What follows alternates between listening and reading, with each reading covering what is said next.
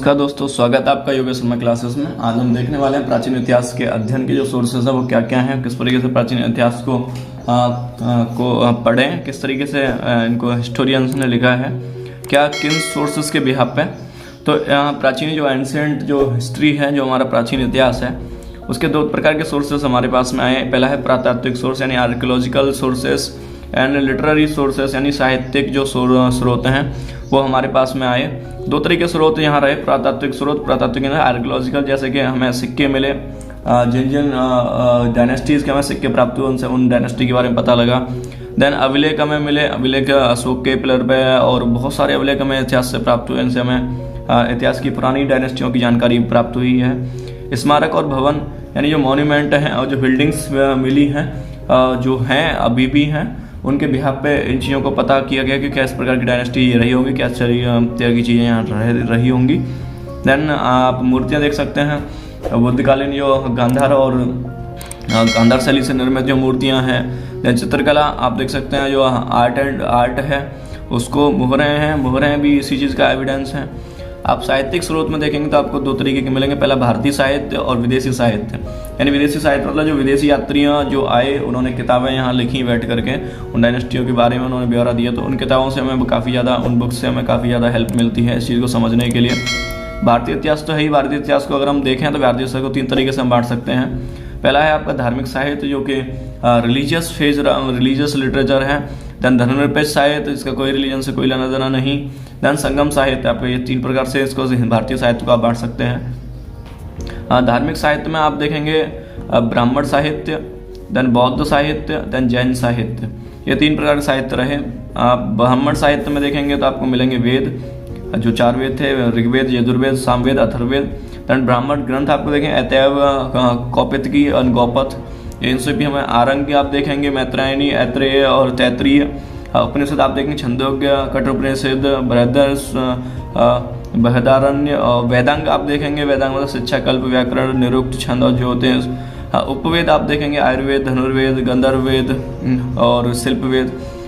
षट दर्शन आप देखेंगे, षट दर्शन, महाकाव्य, पुराण और स्मृतियाँ, ये सारी चीज़ें ब्राह्मण साहित्य हैं। काफ़ी ज़्यादा वाइड है, ये बहुत लिखा गया है।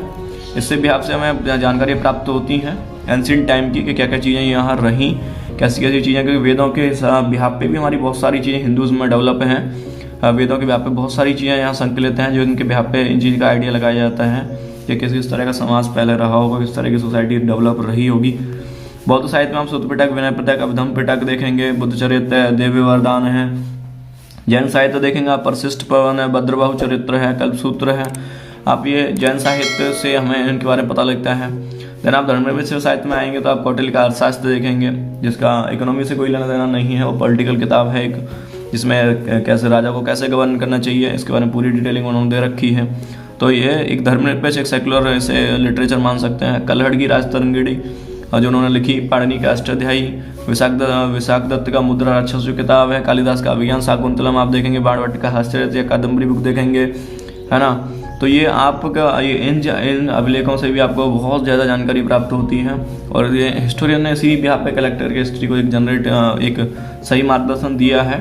संगम साहित्य पे आप देखेंगे विरूपकुरल और शिल्पादिकारम, मणिमेखम, जीवकम, चिंतामणि, ये संगम साहित्य हैं।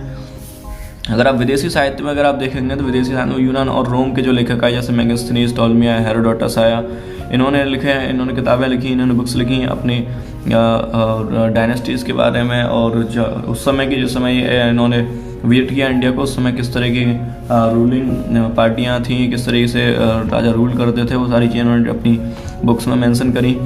चीनी लेखकों को यानी जो चीनी यात्री, जो चीनी ट्रैवलर जो आए, चाइनीज़ ट्रैवलर, फायान हुएनसांग सिंह आप देखेंगे, इन्होंने भी अपनी बुक लिखी हैं इसके बारे में। इससे भी हमें काफ़ी ज़्यादा हेल्प मिलती है हमारे एंशिएंट हिस्ट्री को समझने के लिए, प्राचीन इतिहास को समझने के लिए। देन आप देखेंगे अन्य विदेशी लेखक भी आए इसमें, अल सुनावनी, अल बरूनी आए, इब्न बतूता, ये फेमस हैं, इनको आप देखेंगे। तो कुल मिलाकर के आप ये देख पा रहे हैं, आप इसका एक स्क्रीनशॉट ले सकते हैं और आप इसे अच्छे से नोट्स कर सकते हैं। आप इसे एक अच्छे तरीके से नोट कर सकते हैं। इसी प्रकार से आपके बहुत ही बेहतरीन नोट्स इस तरीके से प्रिपेयर हो जाएंगे। तो आप इसे लिख लीजिए अच्छे तरीके से।